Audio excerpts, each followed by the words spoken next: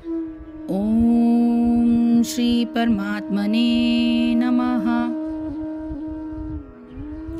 यदा विनियतः चित्तम् आत्मनि एव अवतिष्ठते निस्पृहं सर्वकामेभ्यः युक्तः इति उच्यते तदा। यदा यानी जब, विनियतम विशेष रूप से अनुशासित, चित्तम मन तथा उसके कार्य, आत्मनि अध्यात्म में, एव निश्चय ही, अवतिष्ठते स्थित हो जाता है, निस्पृह आकांक्षा रहित, सर्व सभी प्रकार की, कामेभ्यः भौतिक इंद्रिय तृप्त से, युक्तः योग में स्थित, इति इस प्रकार, उच्चते कहलाता है, तदा उस समय। जब योगी योगाभ्यास द्वारा अपने मानसिक कार्यकलापों को वश में कर लेता है और आध्यात्म में स्थित हो जाता है, अर्थात समस्त भौतिक इच्छाओं से रहित हो जाता है, तब वह योग में सुस्थिर कहा जाता है। तात्पर्य यह है कि साधारण मनुष्य की तुलना में योगी के कार्यों में ये विशेषता होती है कि वो समस्त भौतिक इच्छाओं से मुक्त रहता है। उन इच्छाओं में मैथुन प्रमुख है। एक पूर्ण योगी अपने मानसिक कार्यों में इतना अनुशासित होता है कि उसे कोई भी भौतिक इच्छा विचलित नहीं कर सकती। यह सिद्ध अवस्था कृष्ण भावना भावित व्यक्तियों द्वारा स्वतः प्राप्त हो जाती है। जैसा कि श्रीमद् भागवत गीता में कहा गया है कि स वै मनः कृष्ण पदारविंद यो वर्चांसी वैकुंठ गुणा नुवर्णने करो हरेर मंदिर मार्जनादिषु श्रुतिम चकाराच्युतः सतकथोदये मुकुंद लिंगालये दर्शने दृशो तद्दत्य गात्रस्पर्शे संगमम घ्राणं च तत्पाद सरोजसो रभे श्रीमतुल्लस्य रसनां तदर्पितः पादो हरे क्षेत्र पदानुसर्पणे शिरो ऋषिकेश पदाभिवंदने कामं च दासे न तु काम यया यथोत्तम श्लोक जनाश्रया रति।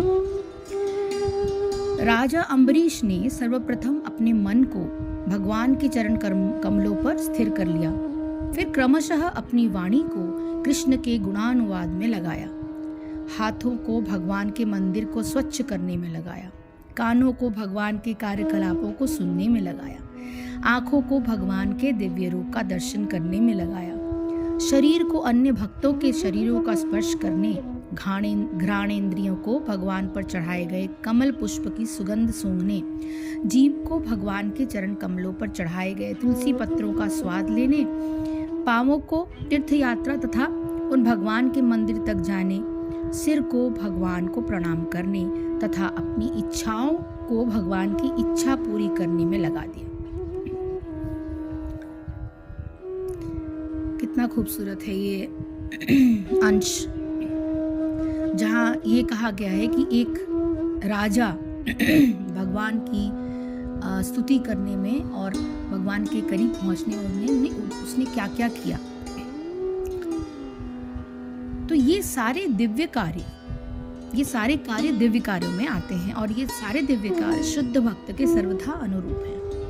निर्विशेषवादियों के लिए ये दिव्य व्यवस्था अनिर्वचनीय हो सकती है, किंतु कृष्ण भावना भावित व्यक्ति के लिए यह अत्यंत सुगम एवं व्यवहारिक है। जैसा कि महाराज अम्बरीश की ऊपर कही गई जीवन चर्चा से स्पष्ट किया गया है। जब तक निरंतर स्मरण द्वारा भगवान के चरण कमलों में मन को स्थिर नहीं कर लिया जाता, तब तक ऐसे दिव्य कार्य व्यवहारिक नहीं बन पाते। अतः भगवान की भक्ति में इन विहित कार्यों को अर्चन कहते हैं, जिसका अर्थ है समस्त इंद्रियों को भगवान की सेवा में लगा देना। इंद्रियां तथा मन को कुछ न कुछ कार्य चाहिए। कोरा निग्रह व्यवहारिक नहीं है। अतः सामान्य लोगों के लिए, विशेषकर जो लोग संन्यास आश्रम में नहीं हैं, पहले कही गई वर्णित चीजों में इंद्रिय तथा मन का दिव्य कार्य ही दिव्य सफलता की सही विधि है, जिसे भगवद गीता में युक्त कहा गया है। अब इसी चीज को थोड़ा सा सरल शब्दों में अगर हम समझें कि किस प्रकार के योग करने और अभ्यास से चित्त को वश में किया जा सकता है। जिस काल में परमात्मा में ही भली प्रकार स्थित हो जाता है, उस काल में संपूर्ण कामनाओं से स्पृहा रहित हुआ पुरुष योग युक्त कहा जाता है। चित्त को अपने वश में करना। सो ध्यान योगी के चित्त की गति क्या हो सकती है, वही इस श्लोक में वर्णित किया गया है। योगी को संसार का कोई भी भोग ऐसा नहीं लगता जिसको पाने की वो इच्छा करे। यहाँ ये अच्छी तरह समझ लेना चाहिए कि उसके चित्त द्वारा जानबूझकर भोगों का त्याग नहीं किया जाता, बल्कि संसार के भोग इतने तुच्छ, रसहीन और व्यर्थ का बोझ लगने लगते हैं कि वो उनकी ओर से पूर्ण रूप से निरपेक्ष हो जाता है। साधारण सांसारिक मनुष्य को जिन भोगों के प्राप्त होने पर थोड़े से सुख का आभास होता है, उसकी तुलना में ध्यान योगी को भगवान में स्थित हो जाने पर करोड़ों गुना आनंद का अनुभव होता है। इसलिए सांसारिक भोगों के प्रति उसमें उपेक्षा का भाव जागृत हो जाता है। संबंध यह है कि ये तो हुई ध्यान योगी की चित्त की गति। अब यह बताते हुए कि उसके चित्त का स्वरूप होना कैसा चाहिए, आगे के श्लोकों का वर्णन किया जाएगा। हरि ओम तत्सत। हरि ओम।